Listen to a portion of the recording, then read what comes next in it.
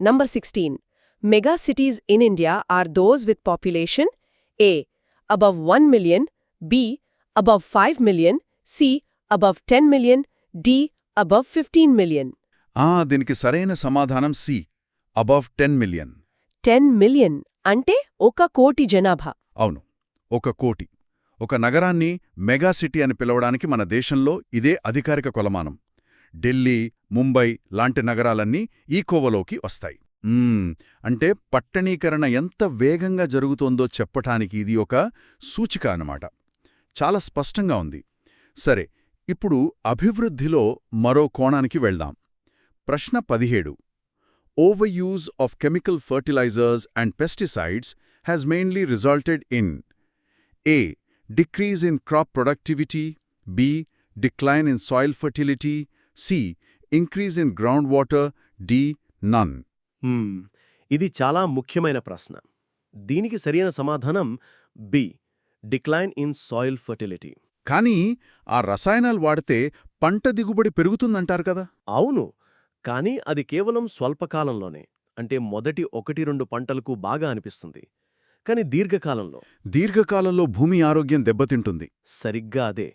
ఆ రసాయనాలు భూమిలో ఉండే సహజమైన పోషకాలను, మేలుచేసే సూక్ష్మజీవులను చంపేస్తాయి. దాంతో భూమి తన సారాన్ని కోల్పోతుంది. దాన్నే మనం డిక్లైన్ ఇన్ సాయిల్ ఫర్టిలిటీ అంటాం. అర్థమైంది. అంటే దానికి పర్యవసానంగా పంట దిగుబడి కూడా తగ్గుతుంది. ఇప్పుడు ఉత్పత్తికి సంబంధించిన ఒక ప్రాథమిక ప్రశ్న. ప్రశ్న 18. Raw materials and money used during production are called A. Physical capital, B.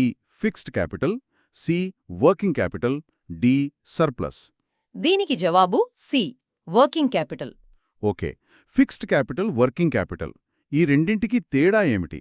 చాలా సింపుల్. ఒక ఫ్యాక్టరీలో పెద్ద పెద్ద యంత్రాలు, భవనం ఉంటాయి కదా, వాటిని ఒకేసారి కొంటాం. అవి చాలా ఏళ్లుంటాయి.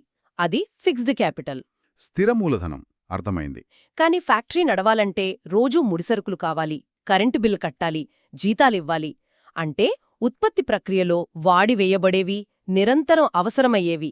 వాటినే వర్కింగ్ క్యాపిటల్ లేదా నిర్వహణ మూలధనం అంటారు. అద్భుతమైన వివరణ, ఇక మర్చిపోలేం. సరే, ఇప్పుడు ఉత్పత్తిని ప్రపంచవ్యాప్తంగా చేసే కంపెనీల గురించి. ప్రశ్న 19. Multinational companies, MNCs, are those that A. Operate only in developed countries, B. own or control production in more than one country, C. export finished goods only, D. are controlled by governments. ఈ ప్రశ్నకు సమాధానం దాని పేరులోనే ఉంది. Multi అంటే ఒకటి కంటే ఎక్కువ, నేషనల్ అంటే దేశాలు. అంటే option B, own or control production in more than one country. అవును, ఖచ్చితంగా. ఒక కంపెనీ తన సొంత దేశంతో పాటు కనీసం ఒక్క ఇతర దేశంలోనైనా ఉత్పత్తిని కలిగి ఉంటే దాని MNC అంటాం. ఇవి ప్రపంచీకరణలో చాలా కీలక పాత్ర పోషిస్తాయి. ఆహా, ఇక్కడే అసలు విషయం ఆసక్తికరంగా మారుతుంది. ప్రపంచీకరణకు సంబంధించిన మరో పదంపై తరువాతి ప్రశ్న. ప్రశ్న 20. Liberalisation means A. increasing government control, B. removing restrictions on trade and investment, C. banning imports, D. encouraging only domestic trade. దీనికి సరైన సమాధానం B, removing restrictions on trade and investment. Liberalisation అంటే సరళీకరణ. అవును, అంటే వ్యాపారాన్ని సరళంగా, సులువుగా మార్చడం. సాధారణంగా ప్రభుత్వాలు విదేశీ వాణిజ్యం మీద, పెట్టుబడుల మీద కొన్ని అడ్డంకులు, నియంత్రణలు విధిస్తాయి. ట్యాక్సులు, లైసెన్సుల్లాంటివా? కరెక్ట్. ఆ అడ్డంకులను, ఆ అడ్డుగోడలను తొలగించడాన్నే సరళీకరణ అంటారు. దీనివల్ల వ్యాపారం స్వేచ్ఛగా జరుగుతుంది. ఓకే, అంటే వ్యాపారానికి రెడ్ కార్పెట్ పరడం అన్నమాట. కానీ ఈ ప్రపంచీకరణ అందరికీ మేలు చేస్తుందా? దీనిపైనే ప్రశ్న. 21.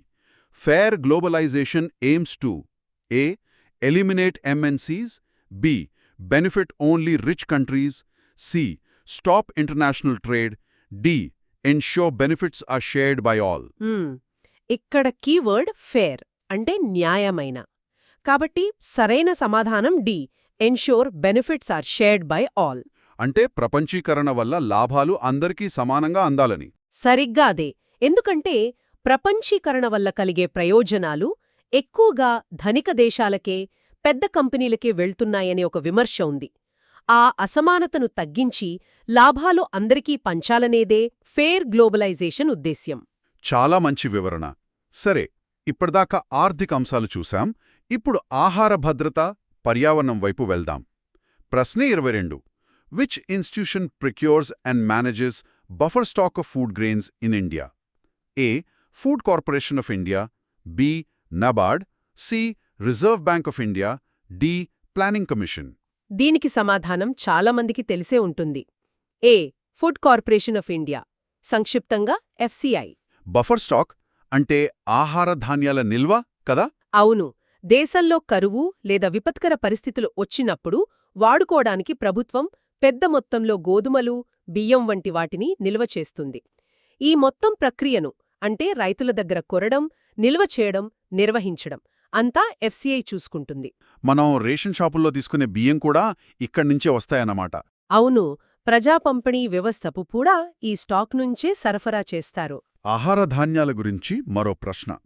ఈ మధ్య ఇది చాలా పాపులర్ అయింది. ప్రశ్న 23. Which of the following is not a nutri cereal? A. Jowar, B. Bajra, C. Ragi, D. Wheat. దీనికి సరైన option D. Wheat. Nutri cereals అంటే మిల్లెట్స్, చిరుధాన్యాలు. అవును. జొన్న, సజ్జ, రాగి వీటిలో పోషక విలువలు చాలా ఎక్కువ. ఫైబర్, ప్రోటీన్లు, ఖనిజాలు పుష్కలంగా ఉంటాయి. అందుకే ప్రభుత్వం వీటిని న్యూట్రీ సీరియల్స్గా ప్రచారం చేస్తోంది. అయితే గోధుమ ఆ వర్గంలోకి రాదా? గోధుమ మన ప్రధాన ఆహార ధాన్యాలలో ఒకటి, కాని దాన్ని న్యూట్రీ సీరియల్స్ లేదా మిల్లెట్స్ వర్గంలో చేర్చరు. ఓకే. మనం ఇంతకుముందు పురుగుమందుల గురించి మాట్లాడుకున్నాం కదా, దానిపైనే ఒక చారిత్రాత్మక ప్రశ్న. ప్రశ్న 24. Rachel Carson's silent spring highlighted the dangers of A. Industrial pollution, B. Climate change, C. Pesticide use like DDT, D. Deforestation. ఆసక్తికరమైన విషయమేంటంటే ఈ ప్రశ్న ఒక పుస్తకం గురించి, కాని ఆ పుస్తకం ప్రపంచ గమనాన్నే మార్చేసింది. సరైన సమాధానం C. Pesticide use like DDT. Silent Spring అంటే నిశ్శబ్ద వసంతం. ఒక పుస్తకం అంత ప్రభావం చూపిందా? అవును. 1960లలో డిడిటి లాంటి పురుగుమందులను విచక్షణారహితంగా వాడేవారు. దానివల్ల పక్షులు, ఇతర జీవులు ఎలా చనిపోతున్నాయో, పర్యావరణానికి ఎంత నష్టం జరుగుతోందో రేచల్ కార్సన్ తన పుస్తకంలో శాస్త్రీయ ఆధారాలతో వివరించింది. ఓ. పురుగుమందుల వల్ల పక్షులు చనిపోయి వసంతకాలం పక్షుల కిలకిలలు లేకుండా నిశ్శబ్దంగా మారిపోతుందని ఆమె హెచ్చరించింది. ఆ పుస్తకం ఆధునిక పర్యావరణ ఉద్యమానికి పునాది వేసింది. అద్భుతం. ఇప్పుడు మనం తరచుగా వినే ఒక పదం సుస్థిర అభివృద్ధి. దాని గురించే ప్రశ్న 25. Sustainable development is defined as development that A. Maximises production, B. Ignores the environment, C. Focuses only on growth, D. Meets present needs without harming future needs. దీనికి సరైన సమాధానం D. Meets present needs without harming future needs. అంటే ప్రస్తుత అవసరాలు తీర్చుకుంటూ భవిష్యత్ తరాలకు నష్టం కలగకుండా చూడటం. సరికాదే. అభివృద్ధి జరగాలి, కాని అది పర్యావరణాన్ని నాశనం చేయకూడదు. మనం ఈరోజు నీళ్లన్నీ వాడేసి చెట్లన్నీ నరికేస్తే మన తర్వాతి తరాల పరిస్థితేంటి? నిజమే. అంటే ఆర్థిక అభివృద్ధికి పర్యావరణ పరిరక్షణకు మధ్య సమతుల్యత సాధించాలన్నమాట. అదే సుస్థిర అభివృద్ధి. మొత్తానికి దీని అర్థమేమిటి? ఆర్థిక, పర్యావరణ మార్పుల్నుంచి ఇప్పుడు మనం 20వ శతాబ్దపు ప్రపంచ చరిత్రలోకి అడుగుపెడుతున్నాం. ప్రశ్న 26. The immediate cause of the first world war was ఏ.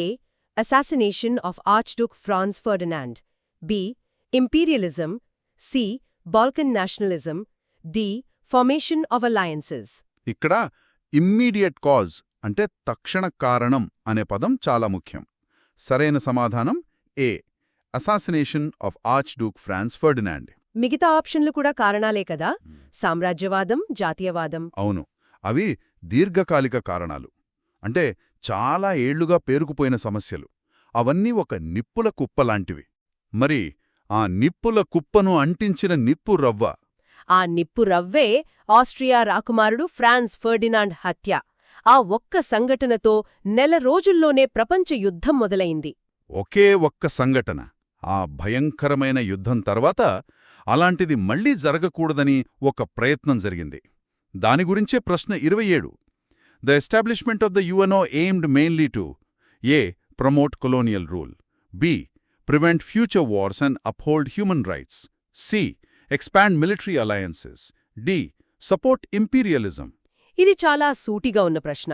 సరైన సమాధానం prevent future wars and uphold human rights. UNO ఐక్యరాజ్య సమితి. అవును.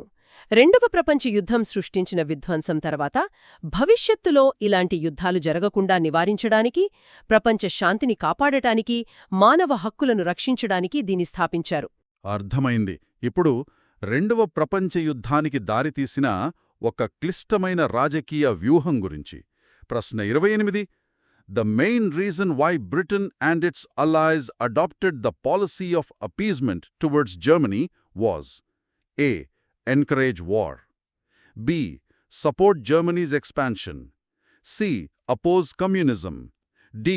Strengthen League of Nations. దీన్ని అర్థం చేసుకోవాలంటే మనం ఆనాటి రాజకీయాలను చూడాలి. సరైన సమాధానం C. Oppose communism. Policy of appeasement అంటే బుజ్జగించే విధానం. హిట్లర్నెందుకు బుజ్జగించారు? ఎందుకంటే వాళ్లకి హిట్లర్ కంటే సోవియట్ యూనియన్ కమ్యూనిజం పెద్ద శత్రువుగా కనిపించింది. ఓ అలాగా. అవును. హిట్లర్ను కమ్యూనిజానికి వ్యతిరేకంగా ఒక అడ్డుగోడగా వాడుకోవచ్చని బ్రిటన్, ఫ్రాన్స్ భావించాయి. అందుకే అతను కొన్ని నిబంధనలను ఉల్లంఘిస్తున్నా చూసి చూడనట్లు వదిలేశాయి. కానీ ఆ అంచనా తలక్రిందులైంది. ఒక ముప్పును ఎదుర్కోవడానికి మరో ముప్పును పెంచి పోషించడం లాంటిది. ఇప్పుడు చైనా చరిత్ర నుండి ఒక ప్రశ్న. ప్రశ్న 29. Sun Yat sen's 3 principles did not include A. Nationalism, B. Democracy, C. Socialism, D. Capitalism. దీనికి సమాధానం డి. క్యాపిటలిజం. సన్ యాట్-సెన్ను ఆధునిక చైనా పితామహుడు అంటారు. ఆయన 3 సూత్రాలు ప్రతిపాదించారు కదా? అవును. అవి జాతీయవాదం, నేషనలిజం, ప్రజాస్వామ్యం, డెమోక్రసీ మరియు ప్రజల జీవనోపాధి, పీపుల్స్ లైవ్లీహుడ్. ఈ మూడోది ఒక రకమైన socialism.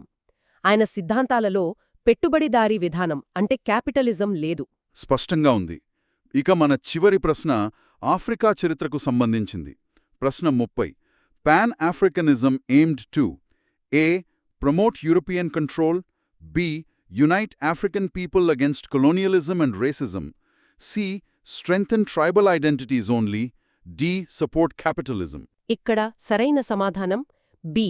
Unite African people against colonialism and racism. Pan Africanism పేరులోనే ఉంది. పాన్ అంటే అన్నీ కలిపి అని. అవును. ఆఫ్రికా ప్రజలందరినీ ఏకం చేసి యూరోపియన్ వలసవాదానికి, జాత్యహంకారానికి వ్యతిరేకంగా పోరాడటానికి ఉద్దేశించిన ఉద్యమమిది. ఇది ఆఫ్రికన్లలో ఐక్యతను, ఆత్మగౌరవాన్ని పెంపొందించింది.